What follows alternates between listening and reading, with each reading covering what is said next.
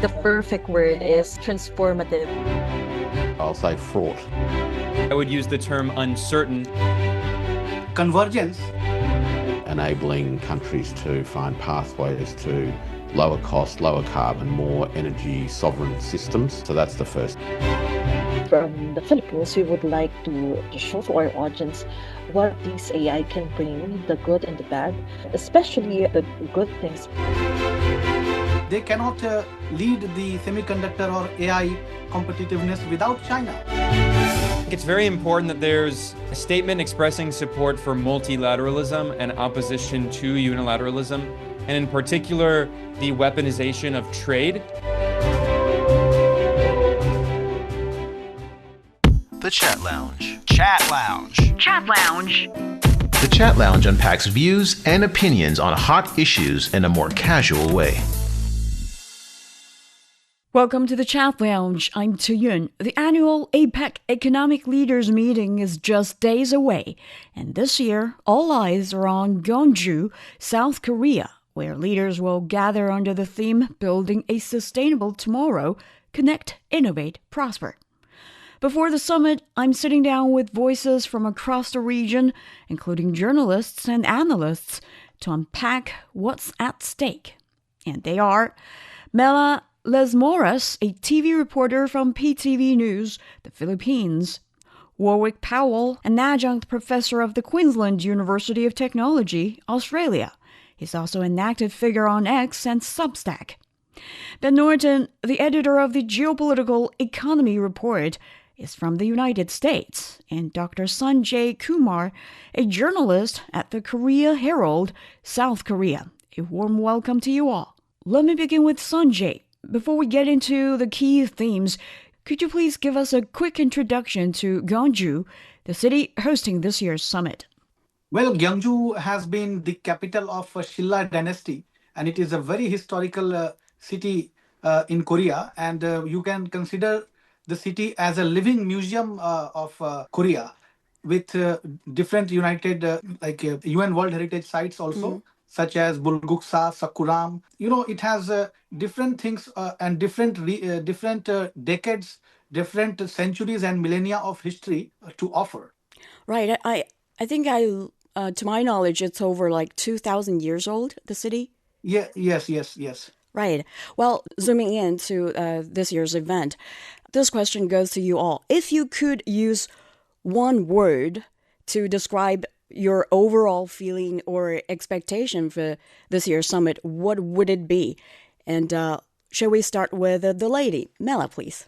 Yes, for me, about the APEC Summit this year, I think the perfect word is transformative, because since it's focusing on addressing major trends like the rise of artificial intelligence and demographic shifts, and working to build resilience against global headwinds like economic uncertainty, trade tensions, and supply chain disruptions. So the perfect word for me is transformative. Right. And Warwick, what would you say? Well, I tend to have a glass half empty view of all of this at the moment, so I'll say fraught. Fraught. And in large part, I think the institution is struggling under the weight of circumstances outside of its control, and it is going to find it very difficult to arrive at a cohesive position that is reflective of its, far more constructive and effective history, right, under current circumstances. So fraught is my word for the day. Okay, sounds not so positive then. But to Ben.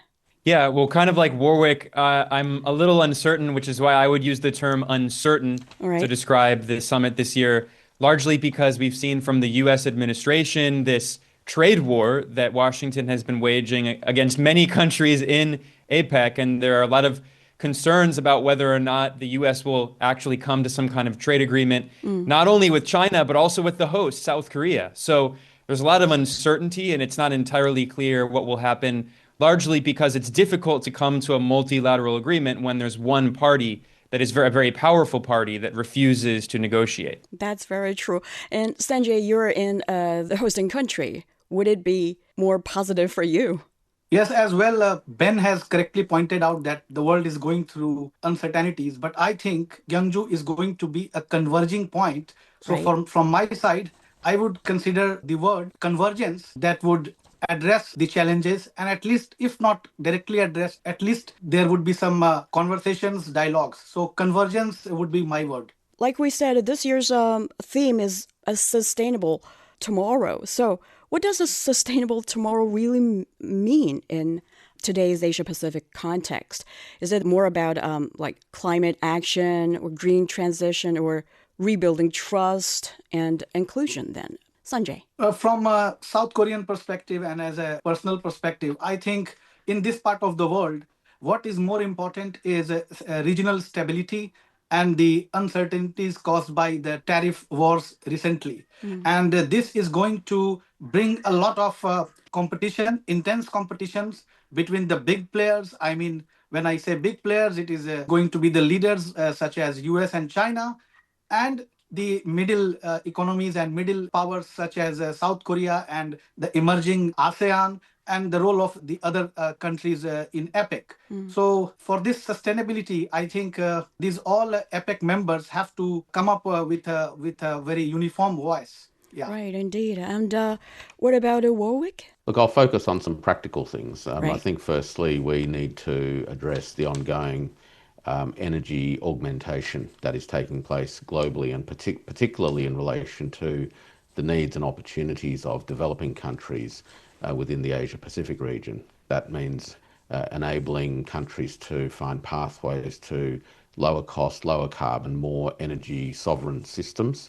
And so that's the first thing. The second thing, which I think is often overlooked, but really in an ideal world would feature more prominently, is the sustainability of the Pacific Island nations themselves, as they have articulated on many occasions that their greatest concern is an existential one, which is related to rising sea levels and climate change. And they have strong views that the developed world, and in particular the historic polluters of the world, are simply not carrying enough of the burden of making the transition possible and to protecting the long-run security of these nations. Unfortunately, their voices are often quite small, but it is forums like this that I think need to take those concerns into account. And to Ben. Yeah, well, we should remember that APEC has economic cooperation in the name.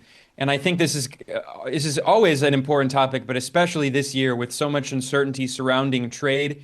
So it could be a platform this year, the summit, to find ways for countries to cooperate together in a way that that goes around these U.S. unilateral tariffs, right? So for instance, I think about it largely from the perspective of Latin American countries. I lived in Latin America for many years.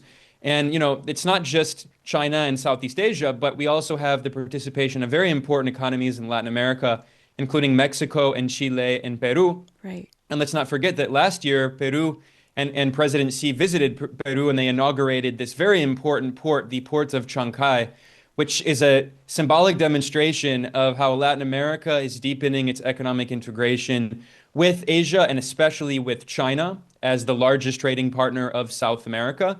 So, given all of the uncertainty around U.S. trade war, this summit could also be an opportunity for these countries to come together and say, okay, if the U.S. does not want to cooperate with us economically, if it does not want to, give, because part of a negotiation process is not only taking, but also giving and taking, and the U.S. has these very one-sided demands, well, APEC could be a platform this year for countries in Asia and Latin America to come together and try to find alternatives to dependency on trade with the U.S. That's a big issue at the APEC. Then, Mela, from a reporter's perspective, what topics do you think will most likely dominate this year's media coverage then? Is it like what the other guests just mentioned, green growth or AI governance or trade or other digital connectivity, things like that? Yes, I think it will focus on digital connectivity, AI, and of course, coming from the Philippines, I think the discussions will also will be focused on calamities and issues about corruption that can also be discussed, and as well as peace and order. Then what kind of opportunities do you think, Mela, this year's summit will bring for your newsroom and perhaps new reporting angles or collaborations or content partnerships?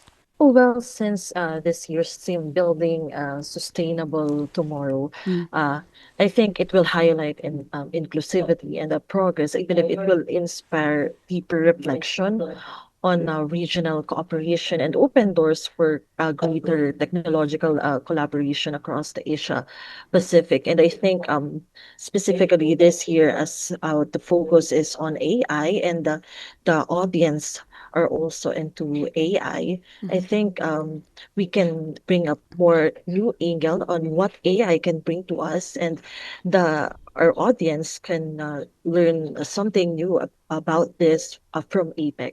Then what about our colleague in South Korea? Here in Korea, the President Xi and Trump is going to meet separately or not is the major concern, as well as like the entire media landscape is eagerly waiting.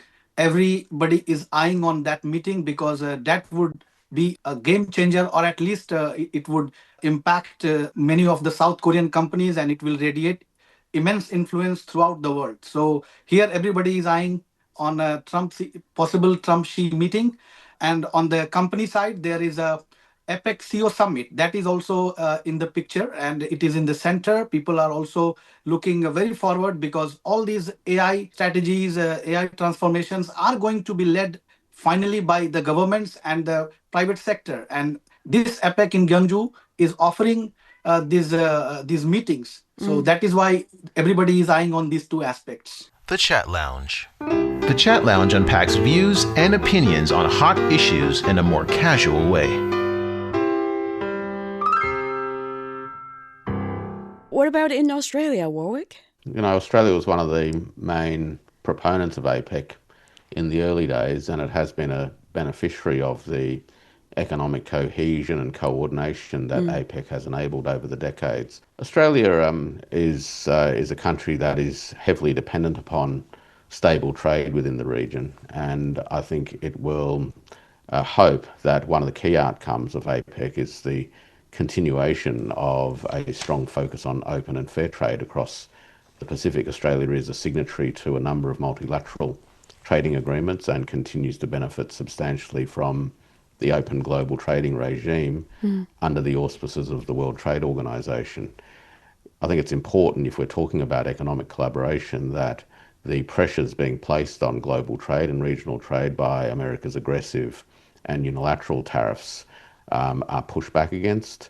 And we also need to look to how APEC provides a focal point for the vexed issue of artificial intelligence governance, for example, is addressed, particularly in the context not only of the military and security dimensions, but also in terms of how the technology ultimately can be harnessed to support the development of developing nations across the region rather than reinforce structural inequities that continue to dominate the world. And from a U.S. perspective, I think it could be a slightly different interpretation on this, right, Ben? Yeah, well, in general, what we've seen in the Donald Trump administration is a move toward more overt unilateralism. Now, unfortunately, in the history of the U.S. government, Trump is by no means the first president to resort to unilateralism. The Trump administration has demonstrated that a complete opposition to many multilateral institutions and fora. So there's a lot of skepticism about meetings like the summit in APEC. And this is the whole idea of MAGA, Make America Great Again, right? Trump says that he should only act on behalf of the U.S. and ignore the rest of the world in this very unilateral way that hurts the interests of other countries. So unfortunately, that violates the very spirit of APEC, which again is about economic cooperation. So unfortunately, I don't think in Washington there is much interest.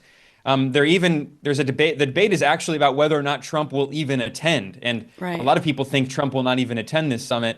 And I think the question that I have that I think could be an interesting development that comes out of this summit is if the other participants can find a way to cooperate and deepen their own economic integration and trade. I also am reminded of the fact that most of the countries participating in the APEC summit also are members of the RCEP, the Regional Comprehensive Economic Partnership, which is a larger free trade agreement, including China, Japan, South Korea, and the ASEAN countries. So I think this could be another opportunity for these countries to come together and resolve some of their geopolitical differences and work together to deepen their trade, because it's clear that in Washington, there's no longer an interest in multilateral cooperation. But as a major player in this region, I don't think the United States can be sidelined, right? Well, I agree with you, but if it decides not to participate, I mean, the U.S. will have some representative who will participate, but probably in a very obstinate way. We've seen this trend happen again and again. You know, Trump has already withdrawn the United States from the World Health Organization, from the UN Human Rights Council, from other UN bodies, and there's a clear opposition to fairly engage in multilateral fora. So it's not that other countries are trying to sideline the U.S., it's that the U.S. does not really want to participate, which could be an opportunity for the other countries to try to find a way to cooperate. Yeah, actually, APEC has been in, you can say, some difficult situation for quite a few years already, but let's hope that this year things could change. But Ben, based on your observation and reporting experience, what would you say could be the biggest obstacle to deeper connection among APEC economies today? Well, I am kind of repeating myself, but unfortunately, the biggest obstacle is the unilateralism coming out of Washington. All right. And especially, again, this isn't new with Trump, but he's taken it to a whole new level. And it's part of MAGA's own ideology, is that multilateral organizations go against the interests of the United States as they see it. I don't agree with that as an American, but that's the way they see it. But so I'm not just repeating myself. I think another obstacle that exists is, of course, the tensions between Japan and China, and to a lesser extent, South Korea. And I think, ironically, the more that U.S. is threatening tariffs, not only on China, of course, these tariffs constantly fluctuate. He recently threatened tariffs once again of over 100%. But Trump has also threatened these tariffs on Japan and South Korea, which have historically been U.S. allies. So I think that's been a wake-up call in Tokyo and Seoul, reminding officials in Japan and South Korea that they should also find ways to deepen their own economic integration with China, which is one of their most important trading partners, so they don't have all of their eggs in the U.S. basket. Because, yes, the U.S. is a large country, it's a large economy, but, you know, China and Japan and Australia and Indonesia and Mexico are also very large economies. And if the U.S., again, insists on this unilateralism, well, it's not the end of the world. There are alternatives, and especially the fastest growing economies in the world are in Asia, and many of them will be participating at the summit. So I think this is an opportunity for them to think more about strategic autonomy. Then Sanjay, do you feel it the same way, or would it generate some awkward moment, for the host country then? I agree with the perspectives on this tariff war, which has been caused by the so-called, or you can say, unjustified manner in which the tariffs have been imposed. But this is also causing some supply chain realignments too among the different economies, including US and excluding US. Both I'm saying, because after these geopolitical tensions and the wars that we have seen in the Russia, Ukraine, and then in the Middle East. And China also had been aligning itself when it comes to all these war-related things. And Korea also had to take some stands many times. But from East Asian region perspective, China, Japan, Korea, they believe in, directly or indirectly, we can say, they believe in this Confucian harmony. I mean, harmonious East Asia is really important from South Korea perspective. And the way Russia, North Korea, China alignment was seen being strengthened, that also had some implications on the, US-ROK relations, because US-ROK relations are ironclad, they are in alliance. But, whether these things are going to impact the supply chain realignments and the future innovations, which is going to be driven by the semiconductor chip wars and the AI innovations. So how these countries, US, China, South Korea, Japan, and those who are led by these countries somehow, for example, there are developing countries in ASEAN, there are developing countries in Latin America. So how these things are going to be aligned through APEC remains a question to be answered by the leaders. So that is why accountability would be also in focus this time in APEC. And in South Korea, we are still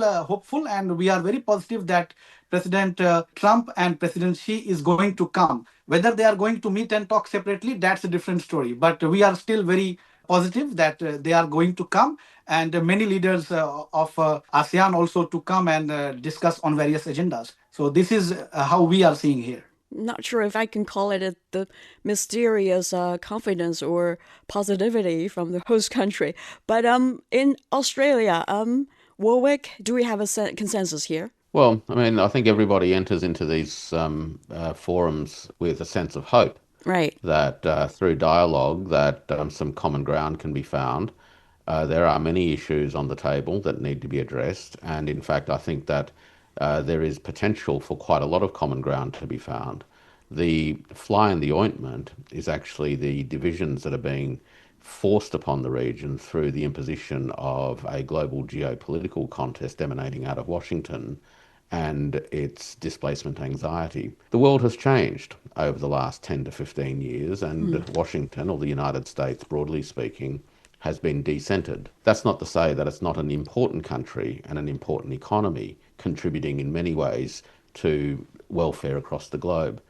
But it is to say that it is no longer the single apex predator or primate in the global economic system, and that necessarily requires a modification in outlook and in behaviour. We haven't seen either of those at this point in time, but we have seen quite a lot of doubling down from this current administration. Hopefully, the dynamics of a collective meeting where many leaders come together with possibly a sideline meeting between Presidents Trump and Xi, will create a more conducive atmosphere and a mood for collective problem solving. And if we can get to there, then I think we can still achieve some constructive outcomes. That's what we all hope for. But Mela, your take here. Well, I agree with them, but coming from the Philippines, I think the biggest obstacle is the geopolitical tensions, but there are also digital and technological divide and climate change problems. But I think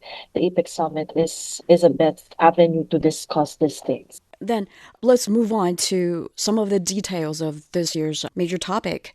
Like you all mentioned, AI governance. In August, the ministers reached some joint statement, and which was hailed as a milestone, and it outlines the collective commitment of APEC economies to advance responsible digital transformation and trusted AI development in support of the region's prosperity and sustainable growth, especially for those less developed economies here. And it highlights action in 3 key areas: facilitating digital and AI innovation to address socio-economic challenges, enhancing digital connectivity for all, and creating a safe, secure, and reliable digital and AI ecosystem.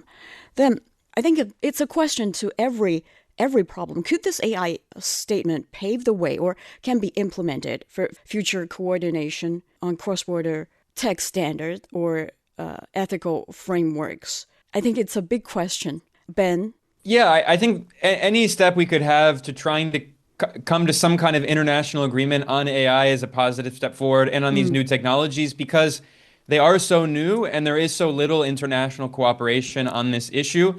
China has played a very important role in pushing for cooperation on artificial intelligence. In fact, the Premier Li Qiang, in the speech that he gave at the United Nations General Assembly this year, he talked about the importance of cooperation on AI, and China has launched a program to try to bring together cooperation on AI. I should point out that China also has played a very important role in supporting open source technology, which is very, very important for many developing countries that don't have access to the kinds of hundreds of billions of dollars that are being invested every year in capital expenditure by U.S. technology companies. In the U.S., this AI drive it's become a big bubble. This has been the Chat Lounge. When we come back, find out, in an era of shifting alliances and rising protectionism, can APEC still connect a divided world? Stay with us.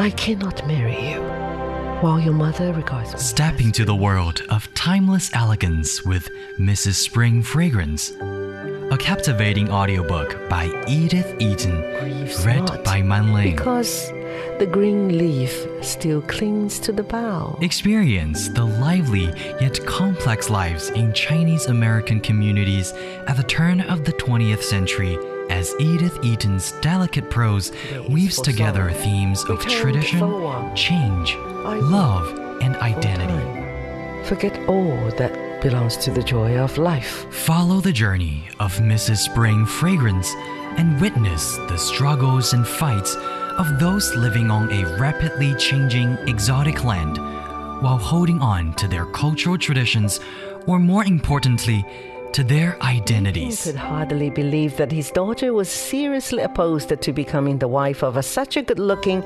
prosperous young merchant as Wang Ling. Join Books and Beyond for Mrs. Spring Fragrance. Let the stories come to life in your imagination. Subscribe to Books and Beyond for free on your favorite podcast platforms, or log on to radio.cgtn.com for more. Welcome back to the Chat Lounge. We're having a preview of the APEC Economic Leaders Meeting to be held in Gyeongju, South Korea. That's true, but without a key player here, which is the United States, because it's seeking like a decoupling from China, especially in terms of technology. How do you think this can be achieved? It would be a very difficult task to accomplish, right? Ben? I think what Warwick said, he hit the nail on the head. We're in a world that's changing in many ways. And right. Of course, the U.S. is still an important country, but the world does not revolve around the U.S. And what these kinds of summits can show is that if countries can come together and make these kinds of agreements, and they're not the ones sidelining the U.S. The U.S. is the one that's choosing not to participate in a fair way in these kind of multilateral fora.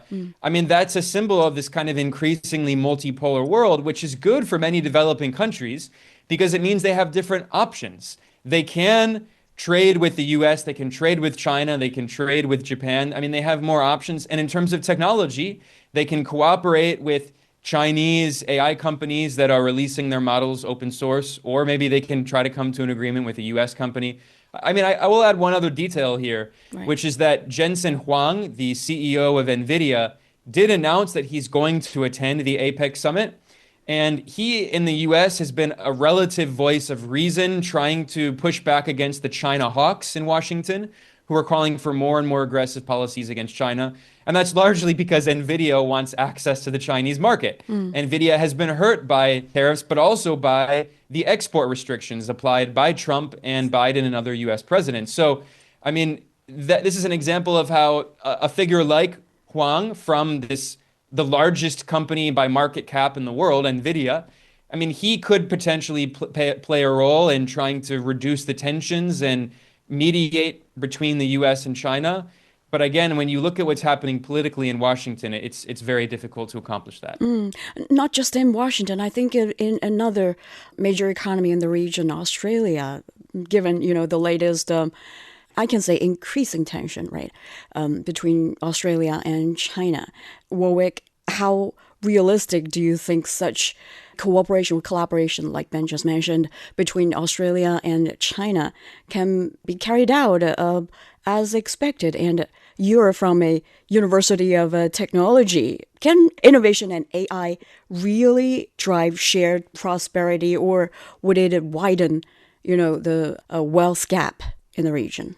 Well, it can cut both ways. And the real question that the region needs to ask itself is precisely that.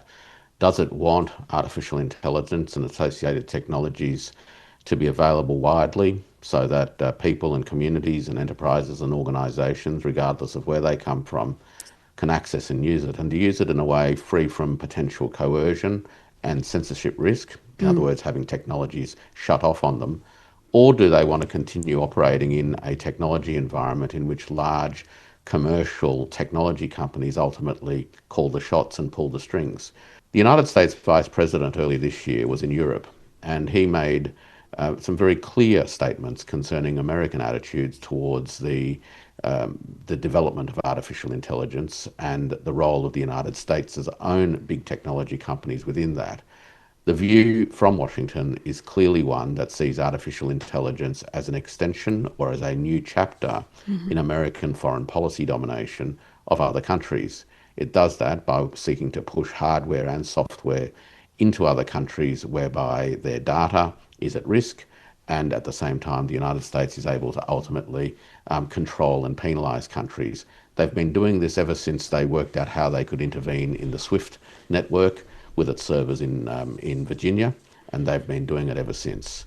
There's been a fantastic book written by a couple of American academics called Underground Empire, which covers this in fantastic detail. It shows that the United States has exploited its ownership and control over software, hardware and information communications infrastructure to ultimately control the flow of information and the flow of funds around the world. So these are the risks that the region actually faces. If the region was interested in autonomous and sovereign economic development, it would seek to develop capabilities in systems that enable autonomous and sovereign artificial intelligence, but in a way that operates in accordance with agreed standards to enable interoperability and also to ensure that artificial intelligence is and the risks associated with it are managed in a consistent manner. They're the choices that the region faces. I doubt that this forum will reach a conclusion. And from media's perspective, Mela, how do you think the media can facilitate in this regard? Yes, for me, since we're talking about AI, it is important for the media to report about the latest development that the APEC member countries will be discussing in the APEC summit. Like, for example, in the Philippines, there are people using AI to scam people, to do bad things and other crimes. So I think if in the APEC summit, we could discuss about things how to use AI in a better way and to create more impactful solutions to our problems. It would be best to report it immediately to the public and to share it with people and for them to also apply it in their daily lives. Sanjay, your take there? South Korea's got a very advanced AI technologies, right? Yes, and that is why APEC's AI initiative under the leadership of Korea is very important in this aspect. Because Korea is a country in this region who really closely cooperate with US, China, Singapore, and Japan in the AI ecosystem. And that is why future AI strategies would be led by these countries. There is no doubt about it. But as I mentioned in the beginning, like convergence has to be there. From South Korean perspective, South Korea has to maintain healthy relationship, and since they are in alliance, they have their stakes high in the US economy as well and US partnership as well. But on the other side, they cannot lead the semiconductor or AI competitiveness without China because of various regions. Because South Korean companies exports also to China a lot, and they are dependent for all these critical minerals and all the new technologies and new raw materials. I mean, critical raw materials. But what is important here is that, as I mentioned about the CEO summit here in APEC, it should be noted that many representatives from AI companies such as like NVIDIA, even OpenAI and Samsung, these leaders are going to be there in APEC, and I am sure that there would be many meetings on the sidelines. We should not see it as a conclusive summit, but we should see it as a starting point for future-driven AI ecosystem. Yeah, true. But from a journalist's perspective, do you foresee any challenges in covering those issues then? For journalists, AI is a very new thing. Although, the digital media has been very actively working in the last two decades. And, coming from a newspaper, print media is still relevant, but, not influential as it used to be two decades ago. What is challenging for journalists, including digital media journalists, is that how to cope up with this AI transformation. Are we going to have some AI journalism trainings, or how AI governance is going to be there in the media? So these are like very big questions that makes us uncertain because, so far there is no commonly agreed global governance on media. So if in this APEC, if that kind of narratives are, if it can be started or it can be, like initiated, I think that would be very helpful to many journalists across the world. Yeah. I'm not sure if journalists around the world would like a global governance system, on them because Yes. Let me clarify. I'm not saying that it has to be like globally governed. I'm Right. saying that in when reaching the sources. I mean, when you are in Korea, there are some websites which are not accessible. And when this AI will be practically implemented in future, it will create more hurdles to access information, and all those journalists, like we will be having troubles in algorithm aspects too. So I'm not just talking from a political perspective, but it has real problem solving aspects, like how journalists around the world are going to access information of different countries of the world. So that is my perspective. Right, Warwick, I understand you're got something else to catch upon, but what kind of milestone or symbolic moment would you most like to witness during this summit? Well, usually the most significant symbolic outcome is a consensus communique. We'll see whether that happens. I guess it depends on what the expectations are and how the differences that I think currently working their way across the region. And again, as I mentioned, these are issues that actually aren't brought onto APEC by APEC's own doing.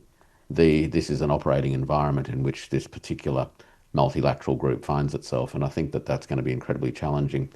Look, if there is to be some light at the end of the tunnel, and I certainly hope there is, I'd like to see a number of concrete statements, even if they are symbolic. One is an affirmation of the importance of the rule of law at a global level, not the international rules-based international order, but the rule of law. This, I think, is an important statement. Secondly, and related to that, given that we're dealing with economic questions, I think we need an affirmation of the importance of the World Trade Organization as the pinnacle or global framework for trade. That's not to say that the WTO isn't without a lot of problems and challenges, but I think it's important that these countries, supposedly formed around a common commitment to cross-regional economic collaboration, are able to affirm their commitment to multilateral trade institutions. Thirdly, I'd like to see a common commitment around the development of renewable energy opportunities for the region at large. I think this is an important step in the right direction, particularly for developing countries. Fourthly, because of the extent of trade that exists between these countries, one of the critical issues is going to be the decarbonisation of global shipping itself. And I think it would be nice, though I think it will be very difficult, for there to be some common ground to be achieved around a pathway towards that particular outcome.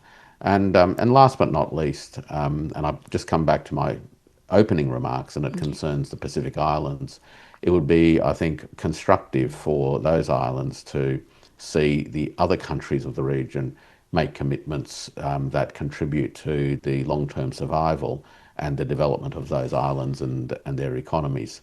That should not be a cause of division, but only time will tell. Right, a quite detailed outline. I think they can refer to your suggestions. And if you could ask one question directly to the chair of this year's summit, what would it be, Warwick?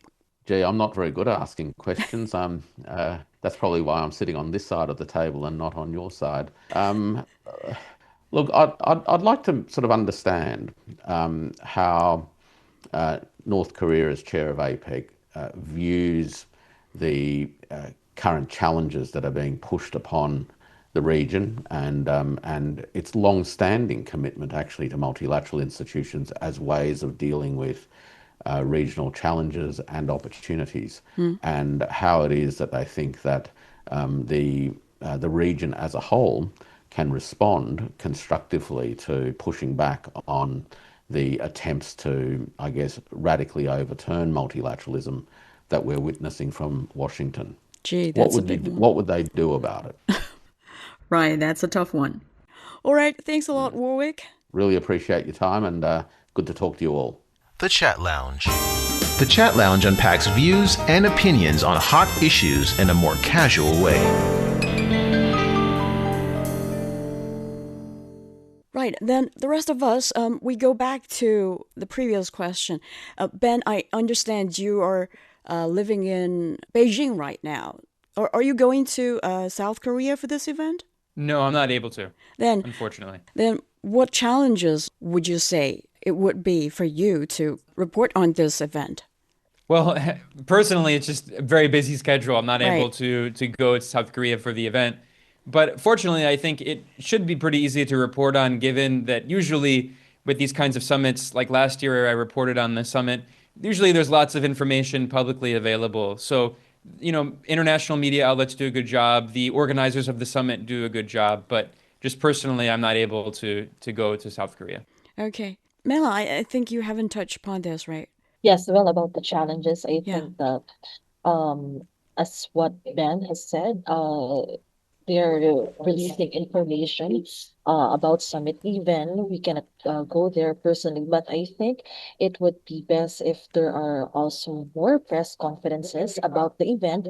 And of course, I would like to see that there are also more information, more videos, more materials about the event, apart from the what are the usual things they're releasing. And I think it would be best if there are also live streaming of the events so that we can watch and we can hear what they are about to say about the different topics that will be discussed in the APEC summit.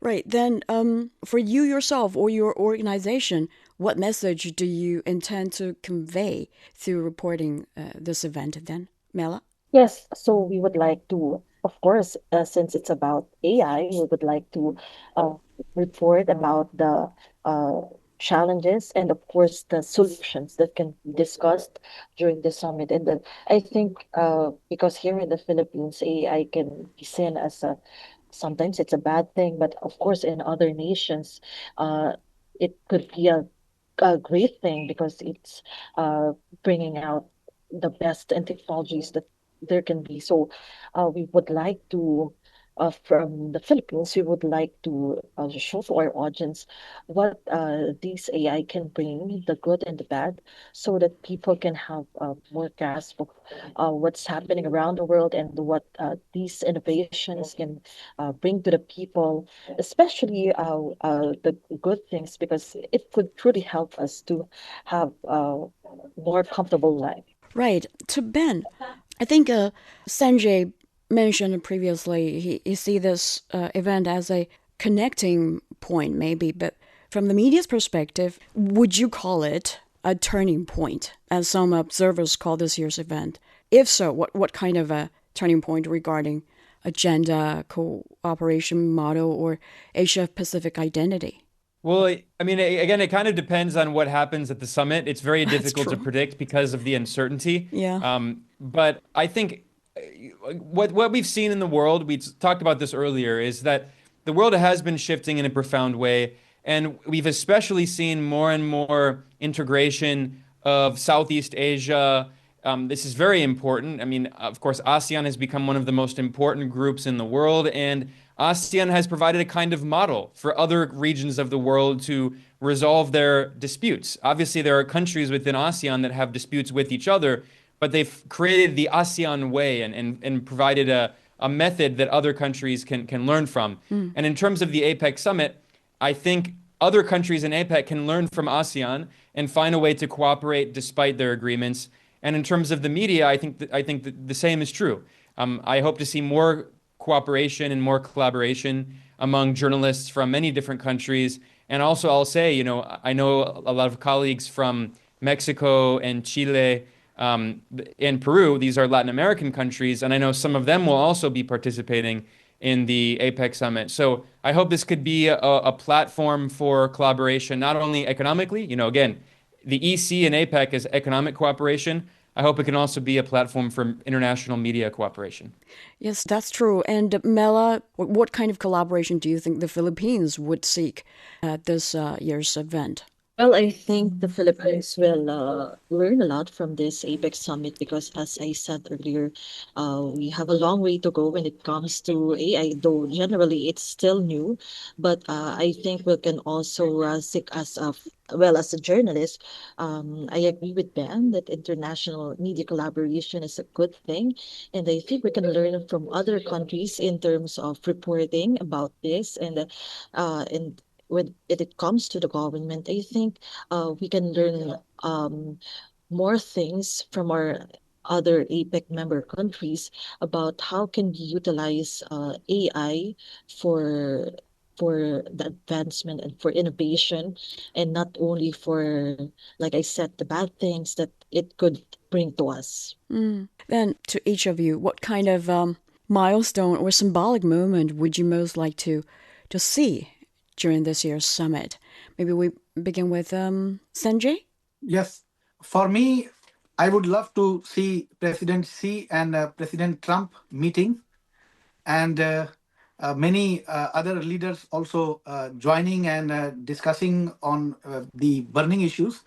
But apart from this meeting, I would like to see some tangible achievements in the form of geo-economic security, because this region, I mean, all the countries in the ASEAN, like ASEAN as well as East Asia region, has to sometimes somehow find a bridge to access not the US economy, but also the other countries in the Latin American continent like Mexico, Chile, and Peru.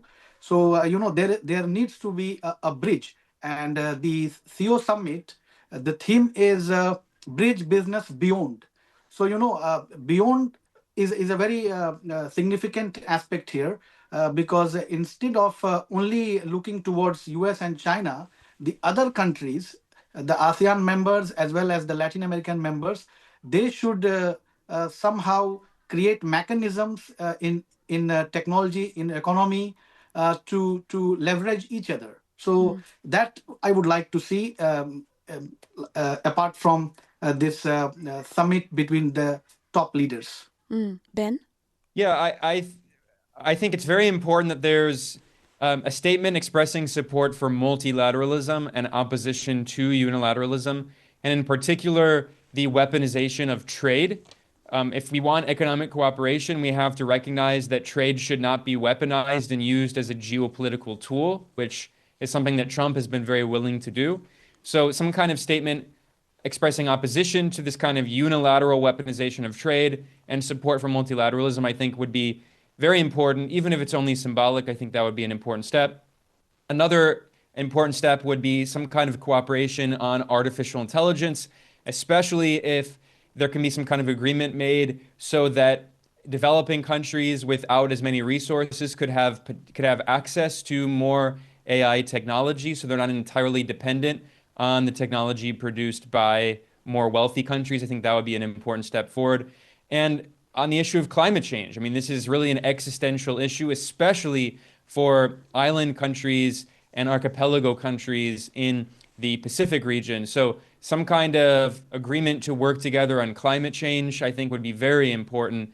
Unfortunately, again, the issue that we always face in all of these issues is that when there is a powerful country engaging in unilateralism, makes it very difficult to come together. If there's a small country that is obstinate and refuses to engage in multilateral cooperation, well, then it's not a big deal. But when it's a big country like the US, it makes it very difficult. But if they can find a way to settle their differences and agree that they should deepen trade in a way that's not politicized, work together in climate change and work together in AI, I think that would be a very productive meeting. And Mela, please. Oh well, I agree with them, but as a journalist, may I just add that I would consider it a milestone if the top leaders or APEC member, the presidents will face the media after the APEC summit to personally answer the questions from the media. I think it has never happened before, but Right. it would be best if they would personally update the people on what they discussed and what are the achievements um, from this forum. So I don't know if that would be a wishful thinking, but I think it would be a milestone if the top leaders or presidents will come together and face the media to share about the updates on this event. Yeah, I think at least we can have a statement, right, after their meeting. But in terms of whether they can face media directly, it's a question. And you all said that we want concrete results. That's true, but there's a big question mark there. How fruitful? It all depends on the enforcement because, APEC is non-binding. So Ben, how relevant do you think such meetings or APEC meetings, including the summit, is now, given, the current geopolitical situation? Well, I think even the fact that the agreements are not binding, that's not necessarily the most important point.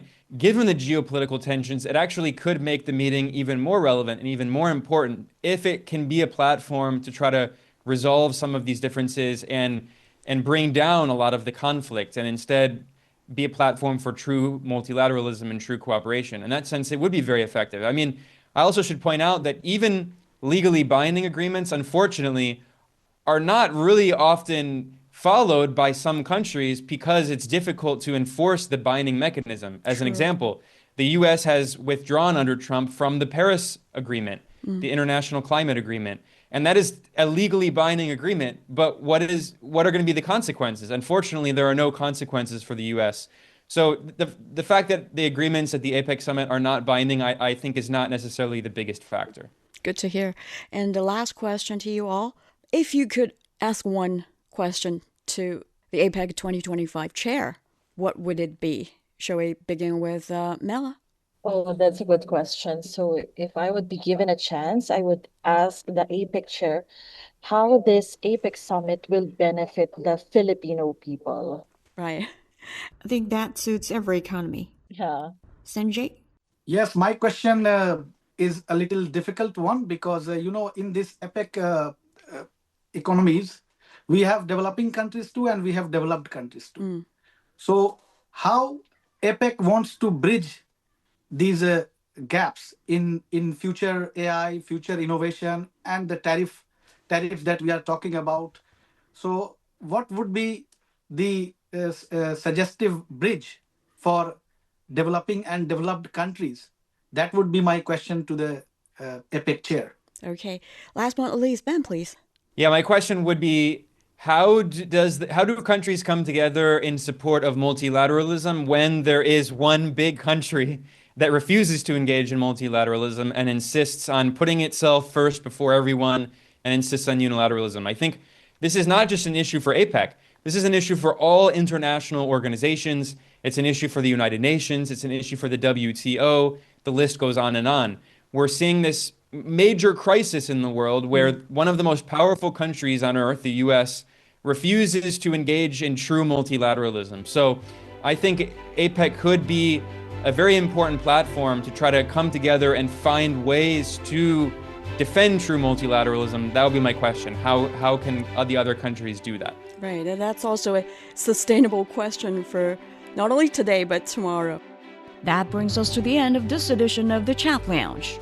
Many thanks to Ben Norton, the editor of the Geopolitical Economy Report, Dr. Sanjay Kumar, a journalist at the Korea Herald, South Korea, Mela Lesmoras, TV reporter from PTV News, the Philippines, and Warwick Powell, Adjunct Professor, Queensland University of Technology. Drop us a line anytime at radio@cgtn.com. We'd love to know what you think. I'm Tuyun. See you next time.